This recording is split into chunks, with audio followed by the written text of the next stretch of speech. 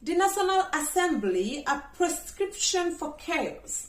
This story is written by D.A. Jawo to the Standard newspaper.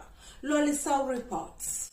The new National Assembly, a prescription for chaos. With his 5 nominees to the National Assembly, President Adama Barrow seems to have clearly demonstrated that he is more concerned with protecting the interests of his party and administration than the people of the Gambia. This is virtually no other reason for selecting those that he nominated to fill 5 positions in the National Assembly than to serve the interests as bouncers up for his regime.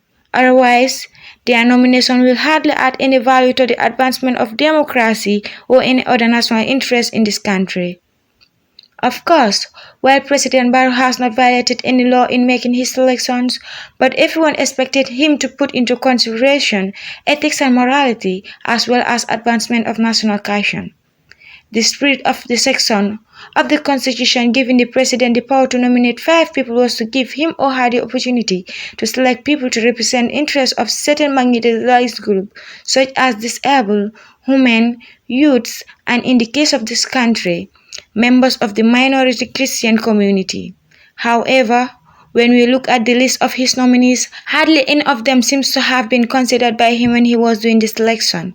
His main interest, it appears, was to reinforce the presence of his partisan interest to the National Assembly, regardless of the consequences to the general national interest. We were witnesses to the negative roles that both the new Speaker Fabakary Tombong Jatta and his Deputy Sidi Njai played during the political impasse in 2017, which almost plunged this country into a civil war. Fabakary, as a majority leader in the then National Assembly, was the one who tabled a nomination that imposed a state of emergency and prolonged former President Yahya Jammeh tenure despite him being voted out of office. Therefore, what he did was sensible, and morality demands that such a character should never again be allowed in office. Anywhere near that noble institution alone, it becomes a leader and third personality of state. It is just rewarding a traitor who did everything possible to plug this country into chaos. For Active TV News, I am Loli Sow. Thank you very much. Let me first of all thank the President for the trust and the members of the National Assembly also for the trust and confidence in me. The National Assembly has three core functions: legislative, oversight,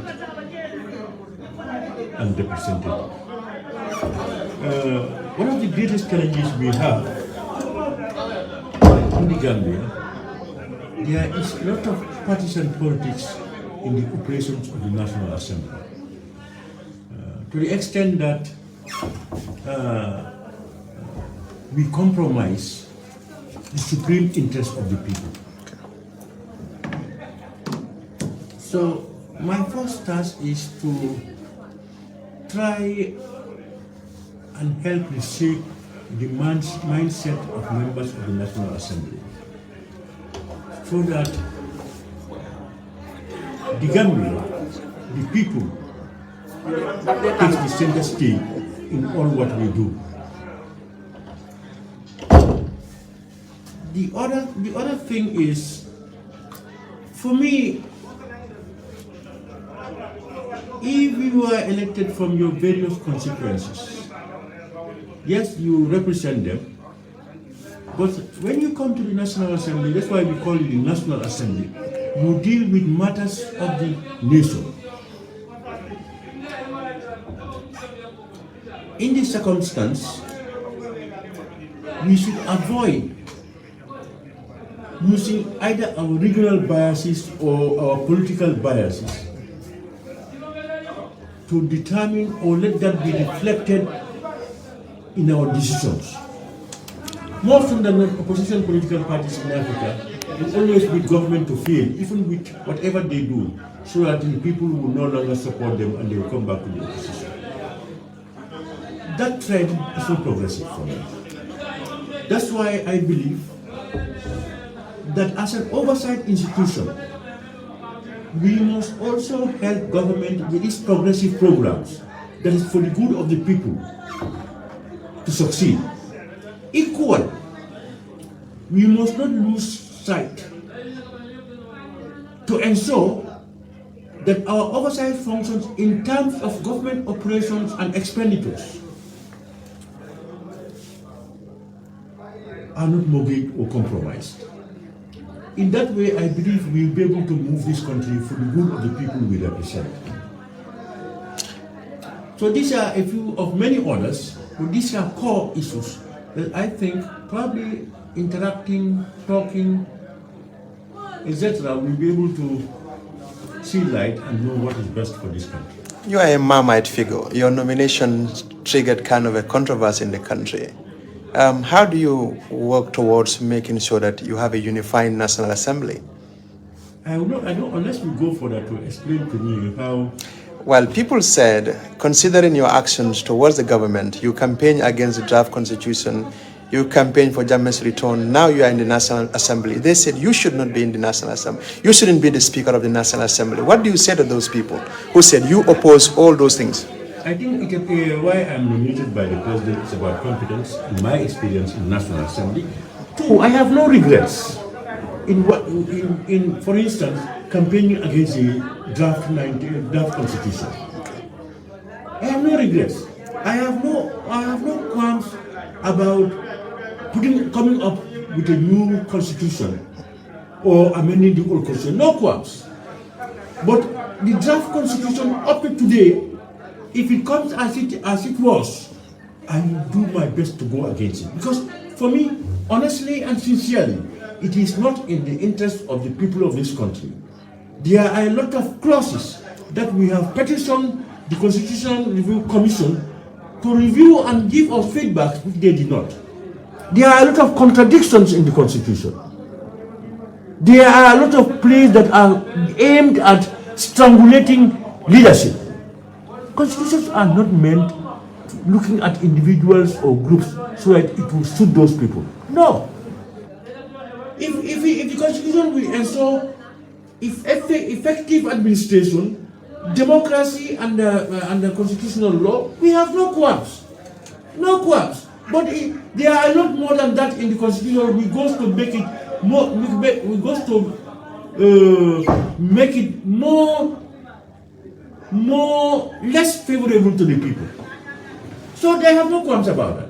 About President Jammeh's issue, I have been an advocate since I became a parliamentarian in 1997. Go to my records, especially at the Pan-African Parliament and ECOWAS Parliament. I said Africa must now revisit the way we treat our past presidents. So you still stand by that? I still stand by it. You know, we must draw a line. This revenge, you are in power, because whatever mistakes you make, I'm coming out for you to either humiliate you, send you into exile, or kill you, or jail you. And you get out, somebody else comes, the same thing. This vicious cycle will not end. Why can't we draw a line? Why can't we begin to respect? If I want to do that, let me be an example myself. If I become an example and leave office honorably, then you know others will follow. One of the reasons why leaders don't want to leave office is because as you leave, you are witch hunted. You either go in exile, or you are in prison, or you are dead. So why don't we revisit it? It is just in the interest of a few at the expense of the electorates. The electorates, they can pardon. No government is perfect. Why should this be specific to Africa and Africa alone? So, me, I have been, and I still believe that. And I even said it. As regards what was the other one you said? I mean the draft constitution. You spoke about it. Now I'm talking about Jammeh now. So despite the strange relationship between you and Jammeh, you still want him to come back? Yes, I still believe that we should give them. You see, what I believe, this is not about individuals. It's not about Jammeh per se. It's about any other president that may come. Let's begin to see how we see our presidents, how we respect them. You can make them accountable without humiliating them. You know, but let's try to revisit that. This will not help. This will not help. You see, even the commissions that came in, some of them are, you can read the lines. They are out to get him, to get some people. How can you behave that way and you want justice and you want stability in that country? But who do you hold responsible for that? Because the commissions will do their job, and at the end of the day, they will present their findings. They will present their findings to the president, and he decide who to punish and who not to punish. What do you say to that? Yeah, but even the commission's operational mechanism should be visited. Qualified, independent people should be put into these commissions, not people who are out. Look at the DRRC. People who have been hunting, known hunting for Gambia and his administration, they become members of the TRRC. Look at the issue of Aladi, the research bad, Aladi Barrow. Is it Barrow? Well, so what I'm saying is, I have said this over and over, we are not opposed to commission of inquiry. If you do good or if you take responsibility, you must be accountable to it. But it should be done honestly and sincerely by honest, sincere and independent people. This is what is missing. This is what is missing. Yes, all reports go to the presidency, government, for government to come out with a white paper. Yeah, that's fine. Government will make a determination. But even there is not final. The people still have a right to resort to courts.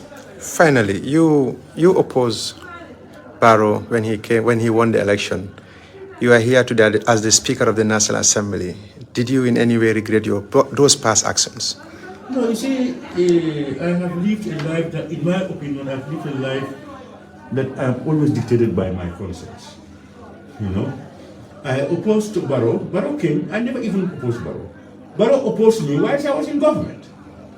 They came and opposed us, and they won the elections. The bad side of that election was, why are we not left to resort to courts for determination, as has happened in other cases to now? But let me interrupt you there. But that happened because they said Gambia should have stepped aside and allow the court case because Nigeria and other... That is not the law. Well, because we don't have Supreme Court judges at the time. They say he should step aside. No, that's also not true. I was here. I was beginning to tell you that that's also not true. Okay. That is what they said. They said we don't have judges. We produced documents 8 months, 9 months earlier. It was produced. We had 5 of them. One was here, who was the Chief Justice, 3 from Nigeria, and 1 from Sierra Leone. What was easier than bringing those judges to come and make a determination than to bring in arms from all over the world to come and attack the Gambia? Well, those countries at the time said they have cases that the judges are adjudicating in their own countries. Let's be honest to you. Yeah, so even that is just, you can only say that to somebody who lives in the bush. Because a country is going into flames. Elections are done. A determination of a case will take not less than 3 weeks, 1 week, 2 weeks. You cannot bring those judges, and there are other judges that can perform the functions. But you can go and amass weapons and then come and attack the country. Look, this is not true. This is our constitutional mandate, our requirement. We have a right to resort to court even if the elections were fair. So why can people not do that? Because they want Gambia out. So these are obvious facts. So for President Barrow, you see, I have not known President Barrow. He came as an opposition. They won. And in fact, I was not against him as Barrow. I was against his government, to be honest. There were things that had happened under his administration that I had opposed. That's true. But when I came closer to Barrow, I have seen that Barrow is a different person that my perception changed. It is important to note that leaders are made by those who surround him. So, and in the name of reconciliation, in the name of reconciliation and stability of the country, in the name of progress, we thought it fitting that we can support him. We had options. But to be honest, the best option was for President Barrow. That's the NPP. And we went out for it.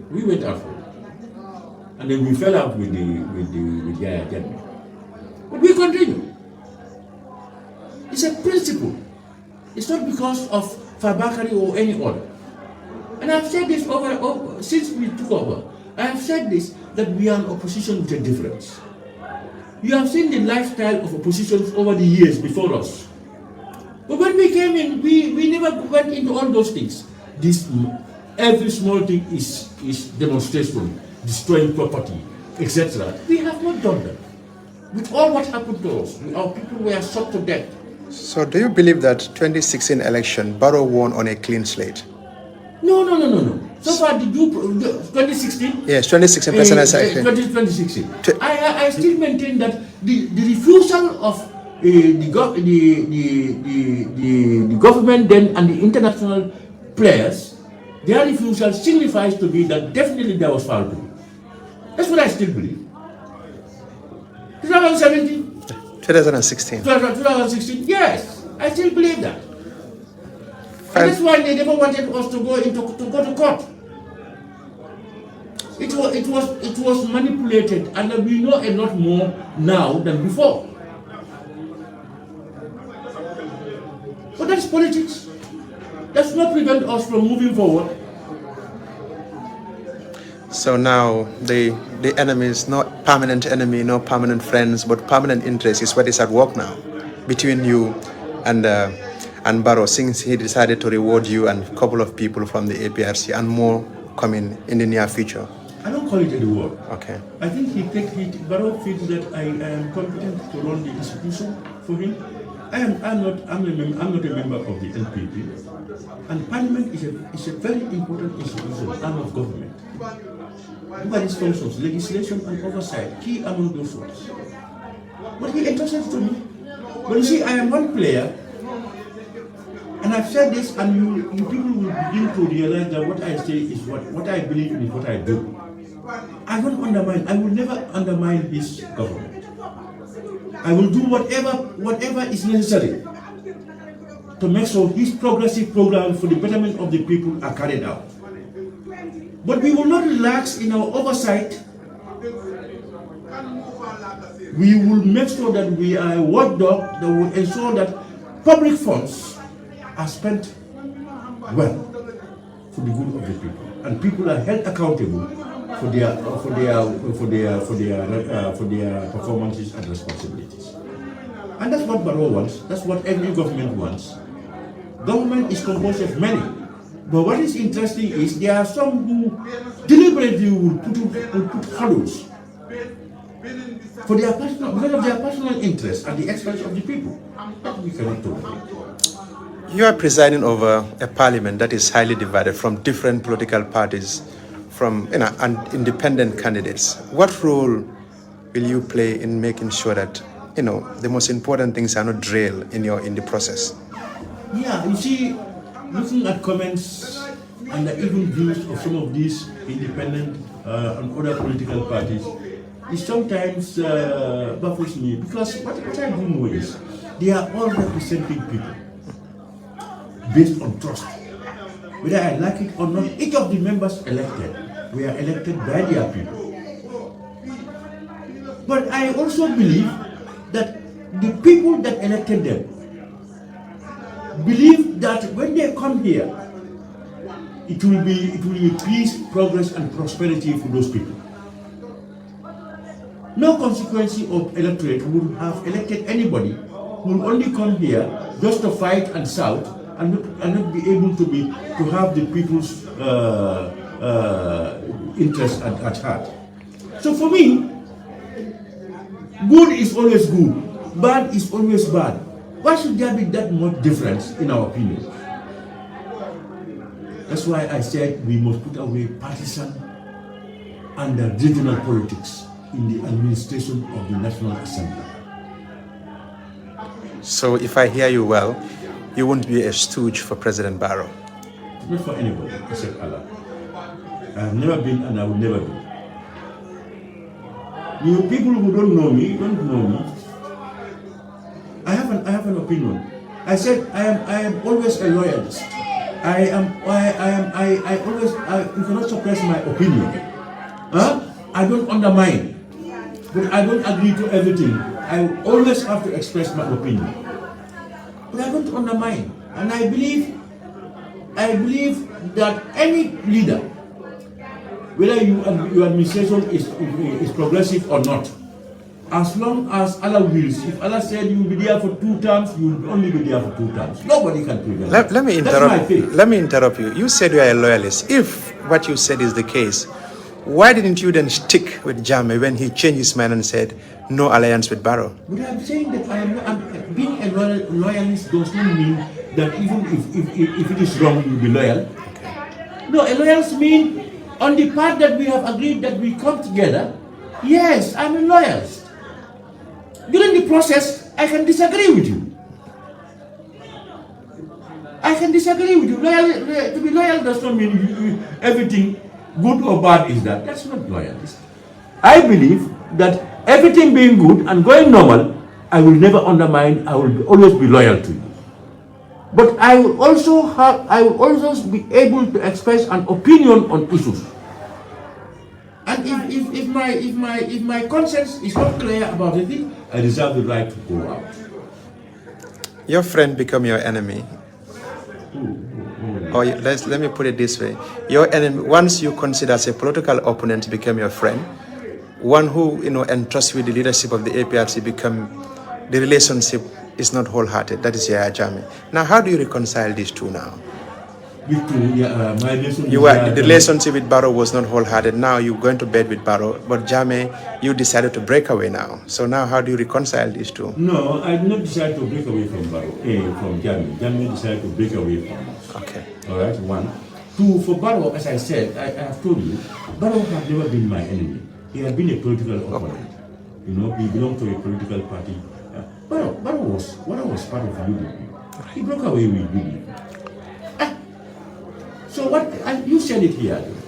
There's this dictum that there is no permanent enemies or friends, but interest. Yeah, but interest. Right. All right. But you see, to be honest, my view of President Barrow, if you assess him from outside, if you come to interact with him, your assessment or your view of him will change.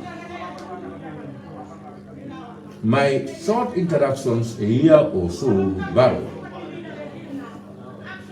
and my opinion prior to my interactions with him are far different. I had no close contact. I was basically relying on hearsay and what the few that I can gather from people like you, journalists, and all these things, and therefore form an opinion. But go closer to the man, interact with him, discuss with him. You begin to have a different view of God. Finally. I respect him very much. Finally, I want to thank everybody. I want to assure all Gambians that my leadership in the National Assembly will be dictated by their supreme interests at all times. As a human being, I may have my own weaknesses and lapses, but I'll just be called human error. 2, I will not go, I'm not out for any witch hunting. I want to believe that if you want to be progressive, people must be innovative. And if people are innovative, they are bound to make errors on the way. Those are not punishable. Those mistakes, you learn from them. The punishable ones are those that deliberately and they calculated to do something for their selfish interests at the expense of the people. We must be able to differentiate these things. And the other thing is, I will always give an honest advice whenever I do so to anybody, to President Barrow or anybody. Because for me, the greatest legacy you can leave is to impact positively on the lives of the people.